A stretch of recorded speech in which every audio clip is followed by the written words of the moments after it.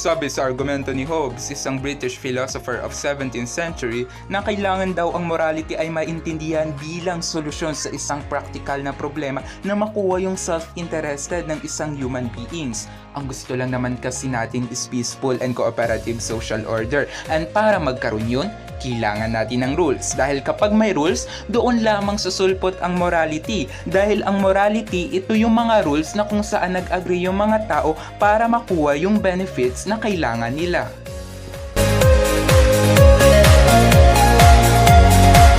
Social contract theory suggests that rules and laws are established through a mutual agreement of the citizens and the government.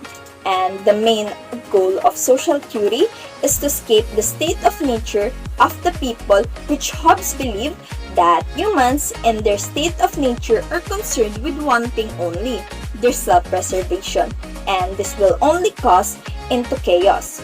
In order to have a stable and cooperative society, people must agree on rules to govern their interactions. Morality consists a set of rules governing behavior that rational people will accept on the condition that the others accept them as well.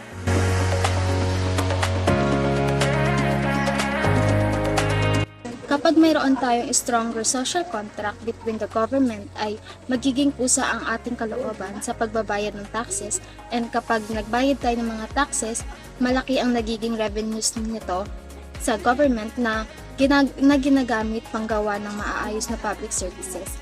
Kapag natugunan nila ang pangangailangan ng mga tao, ay mas magtitiwala sila sa gobyerno at mas maeengganyo pa sila na gumawa ng kontrata na pagsasang-ayunan nila.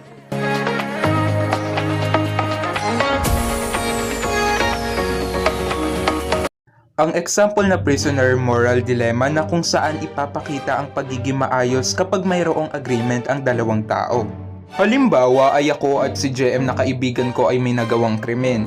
Hinuli kami ng mga pulis pero magkahiwalay kaming inimbestigahan. And isipin natin na wala kaming communication ni JM, kaya ang goal ko ay makalaya ng mas maaga at walang pakialam sa mangyayari kay JM. Kaya para mangyari yon ay kailangan gawin ko ay mag-confess. Dahil kapag nag-confess si JM at ako ay pareho kaming makukulong ng 5 taon. Pero kapag hindi ako nag-confess ay makukulong ako ng 10 taon. Kapag hindi naman nag-confess si JM at nag-confess ako ay makakalaya. Pero kung hindi ako nag-confess ay i-hold ako ng 1 year. Kaya no matter what JM will say, ang dapat na gawin ko palagi ay mag-confess para mas maaga ang pagkalaya ko. Ang tawag dito ay acting selfishly. Ito ay resulta ng walang agreement. Gusto mo lang makuha ang gusto mo without consideration the others want.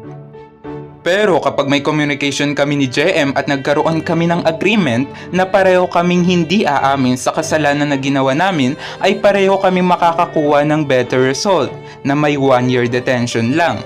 Ang tawag dito ay acting benevolently, na kung saan ay may kontrata kayong dalawa o higit pang tao para makuha ang gusto mo at gusto niya for better result. Ito ang halaga ng social contract. Agreement equals better outcomes.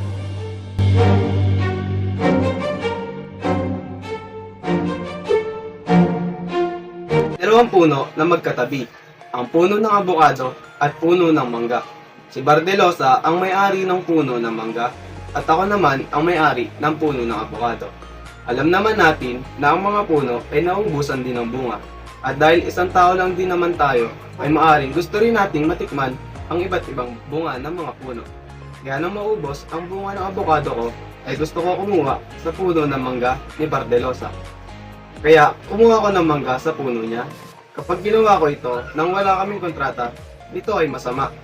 Kapag may kontrata kami na pwede siya kumuha sa puno ko at pwede ako kumuha sa puno niya, ay ang gagawin namin ay magiging mabuti dahil meron kaming pagkasunduan.